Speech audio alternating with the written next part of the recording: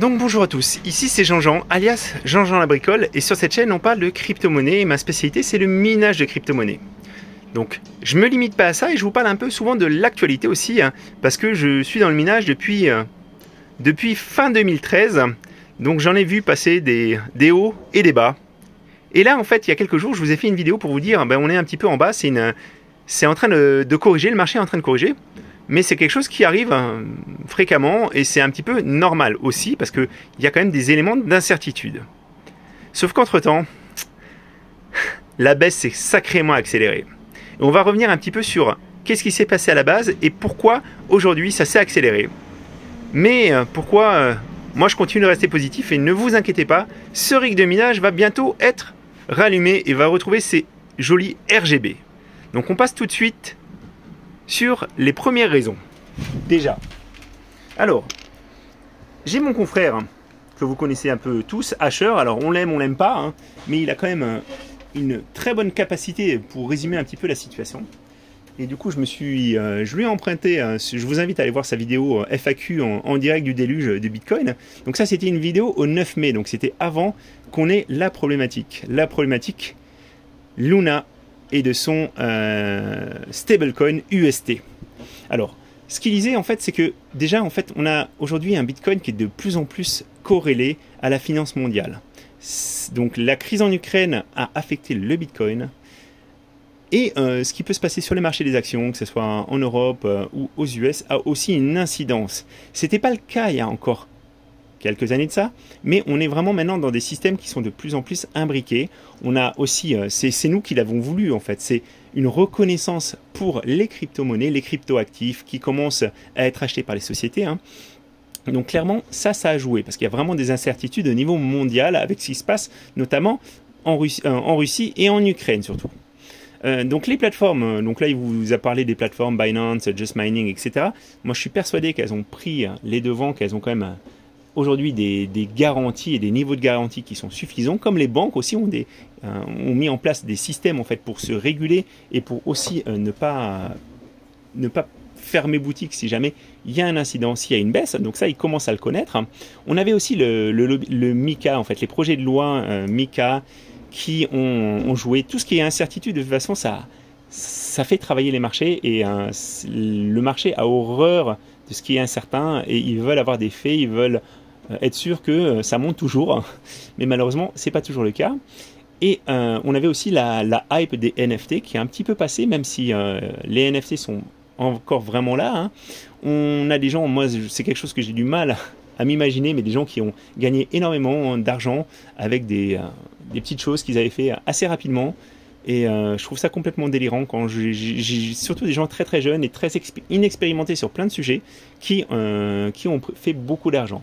Donc je me dis, quand cet argent il est tellement facile à avoir, c'est aussi parce que c'est quelque chose qui est monté très vite, mais qui peut aussi redescendre très très vite. Donc voilà. Donc ça c'était un petit peu les sujets de base. C'est pour ça qu'il y avait eu cette correction, mais qui, moi en tant que mineur, me faisait...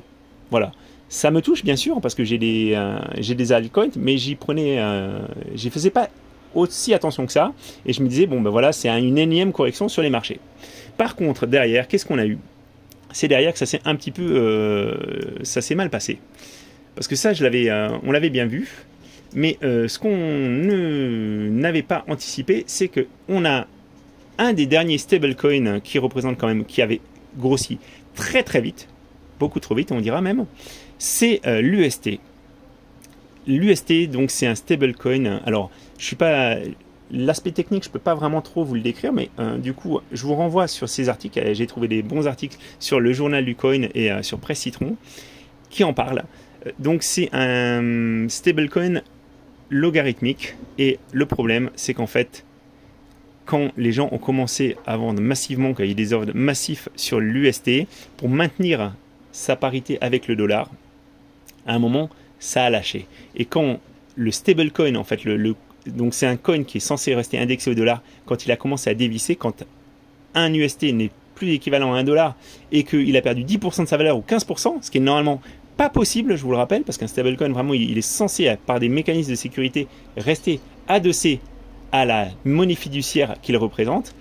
À ce moment-là, c'est là qu'il y a eu une perte de confiance. Et c'est cette perte de confiance qu'il y a eu dans l'UST, qui a eu de très fortes incidences, parce qu'il y a eu énormément d'ordres à la vente, et il n'y avait pas d'ordre d'achat. Parce qu'en fait, on n'achète pas un stablecoin à moins 20% par rapport au prix de sa valeur. Donc ça a entraîné vraiment le coin dans un précipice qui fait qu'aujourd'hui il a perdu 90% de sa valeur, plus de 80% de sa valeur, avec des exchanges qui ne peuvent plus traiter en fait les ventes. Il y a eu vraiment énormément de choses qui sont les conséquences de ce décrochage du stablecoin.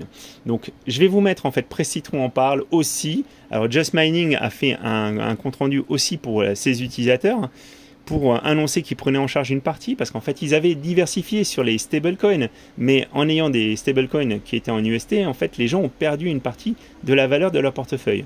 Donc c'est vraiment dommage, parce qu'encore une fois, comme pour la finance traditionnelle, comme aussi pour les monnaies en fait ont un rating, les pays ont un rating au niveau mondial, et effectivement quand la confiance n'est plus là, la monnaie chute.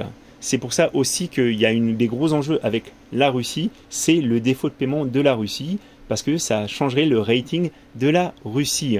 Voilà. Alors ça, c'est des mauvaises nouvelles, parce que ça a entraîné tous les marchés à la baisse. Ça a entraîné tous les coins à la baisse, et effectivement, quand on regarde un petit peu ce qui s'est passé sur une journée, c'est assez effroyable. C'est assez effroyable quand on voit l'Ethereum qui perd 17%, le Bitcoin qui est en record reperdu presque 9%. Ça fait vraiment très mal, et ça fait très mal surtout aux gens qui ont besoin de leur argent.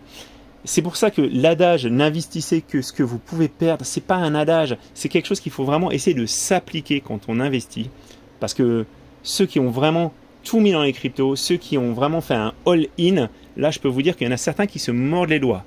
Bien sûr, il y a des gens qui gagnent énormément dans cette période-là aussi, mais pas tous, et je pense qu'on est beaucoup plus de perdants que de gagnants, malheureusement.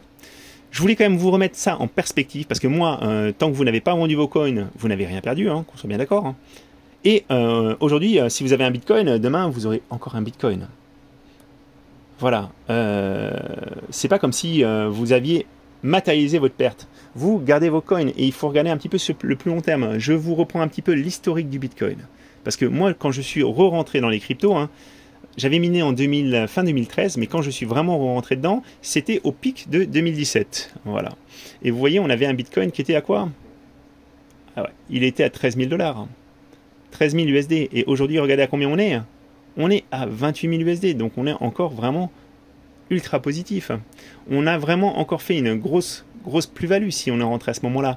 Alors moi je suis rentré à plusieurs moments bien sûr, mais ne vous arrêtez pas en fait à une comparaison. C'est comme quand vous minez, ne regardez pas uniquement les gains de minage à un instant T, mais essayez de vous projeter sur la valeur du coin, la valeur que vous pensez que le coin va atteindre. Voilà, c'est comme ça à mon avis qu'il faut raisonner. Tout n'est pas noir, tout n'est vraiment pas noir du tout dans le monde des cryptos. Il y a énormément de projets qui sont en train d'avancer, et surtout en fait l'adoption des cryptos est bien là. J'étais en train de regarder juste avant de tourner la vidéo la PBWS, à laquelle malheureusement j'ai pas pu participer, mais il y a beaucoup de sociétés qui innovent, qui arrivent avec des offres qui n'existent pas, et ça encore une fois, aujourd'hui ils étaient au Palais Brognard pour la PBWS, ils étaient au Palais Brognard. C'est l'ancienne bourse, les anciens locaux de la bourse. Et l'année prochaine, ils seront sûrement dans un endroit encore plus grand, parce qu'il y a de plus en plus de gens qui investissent dans les cryptos. Alors ça fait très mal pour ceux qui sont rentrés récemment, ça fait très mal pour ceux qui ont investi vraiment leurs euros. Encore une fois, quand vous faites des investissements, essayez de diversifier. Il fallait même diversifier les stablecoins, ne pas tout miser dessus. Moi j'avais eu un petit peu peur pour l'USDT, le Tether, parce qu'il y avait eu vraiment des choses. À la base, les Tether, chaque Tether était représenté par $1. Au bout d'un moment, ils n'ont pas pu suivre le rythme. Donc, ils avaient une réserve en dollars, mais qui ne correspondait pas exactement au nombre d'USDT. Donc, moi, j'ai été un petit peu sorti de ce stablecoin. Là, j'avais profité de la baisse pour liquider un peu mes stablecoins et rentrer dans les cryptos. Dans les cryptos sur lesquels je voulais encore un petit peu investir. Bon, malheureusement, j'ai pas fait le meilleur move, parce qu'effectivement, c'est encore en train de rougeoyer. Mais c'est comme ça. C'est comme ça. Au niveau du mining, parce qu'on va en parler, je vous montre un petit peu. Alors, je viens de rafraîchir là, j'ai éteint le rig, donc forcément, ça va un petit peu se voir sur mon hash rate ici. Donc, vous voyez, on a toujours les mêmes problématiques sur le réseau Ethereum. Il y a énormément de demandes, d'ordres de vente, de transactions, etc. Donc moi j'ai mis mes prix de sortie à 40 Gwei. Donc c'est le prix du gaz que je suis prêt à payer pour faire sortir mes cryptos et être réglé sur mon wallet. Sauf qu'en ce moment on est à 270 Gwei. Donc ça fait des transactions qui valent beaucoup d'argent. Tout simplement parce qu'en fait le réseau Ethereum est congestionné par rapport à tout ce qui se passe. Donc c'est pas le seul réseau qui est congestionné, mais hop là, c'est pas le seul réseau qui est congestionné et je pense que ça va durer un petit peu pendant les périodes de correction. Alors ce qui est dommage, c'est qu'avant, quand on était mineur, ces périodes-là où il y avait vraiment une intense activité, on avait énormément de frais de transaction qui nous étaient reversés. Maintenant, malheureusement, avec ce qui a été fait avec l'EIP 1559, il y a une partie des frais qui est brûlée. Ça, c'est un petit peu dommage parce que ça a contrebalancé aussi la chute de nos revenus.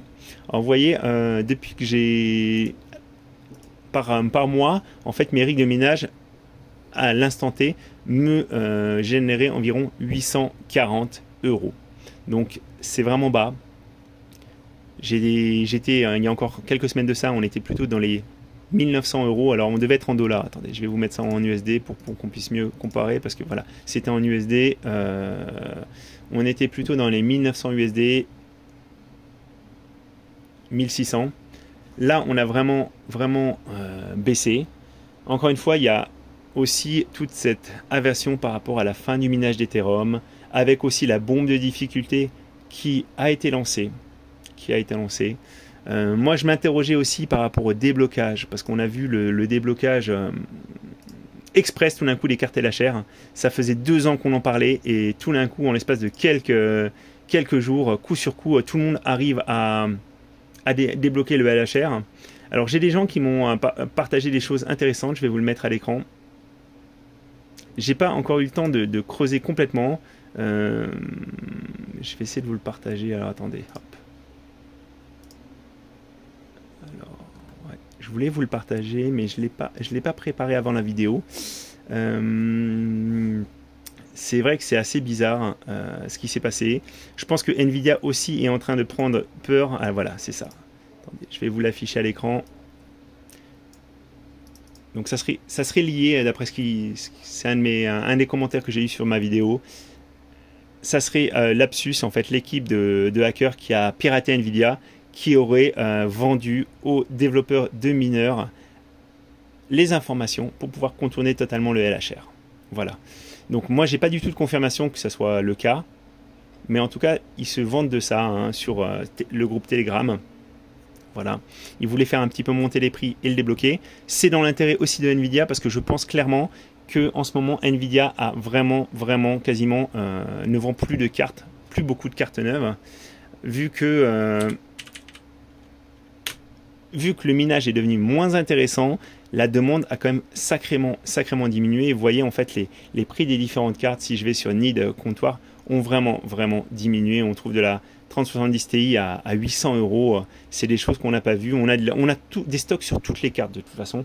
Donc si vous envisagez de vous lancer dans le mining, moi je vous le dis encore, c'est quelque chose que je vais continuer à faire. Je gagnerai peut-être $1 par carte. Ou peut-être que ça sera même, j'aurai peut-être des revenus négatifs à un moment donné. Mais c'est pas grave, moi je crois dans l'avenir des cryptos et je pense que on se remettra de cette énième crise. Mais c'est vrai que pour le coup, celle-ci, elle nous fait particulièrement mal. Le stablecoin qui décroche, c'est un peu le scénario catastrophe que certains redoutaient. Honnêtement, moi je suis pas assez spécialisé pour vous en parler plus que ça. Il y a vraiment des gens qui vont vous faire des vidéos pour vous décrire plus précisément ce qui s'est passé.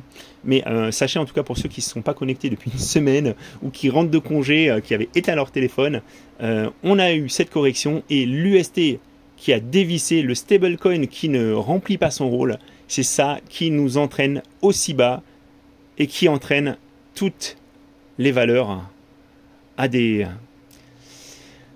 prix aussi bas. Mais si vous avez vos coins, vous gardez vos coins, sécurisez-la dans vos wallets Investissez peut-être aussi dans un ledger ou ça. Ne les laissez pas forcément des gros exchanges. Moi, encore une fois, j'ai confiance dans les gros exchanges sur lesquels je suis inscrit, que ce soit Binance, Kraken. Et voilà. Bon, après, on verra de quoi demain est fait. En tout cas, essayez de prendre du recul. Et surtout, ne faites pas un panic sell, parce que je pense que là, vous êtes quand même dans un mauvais moment. Et je vous dis à très bientôt pour une vidéo, j'espère, un peu plus positive.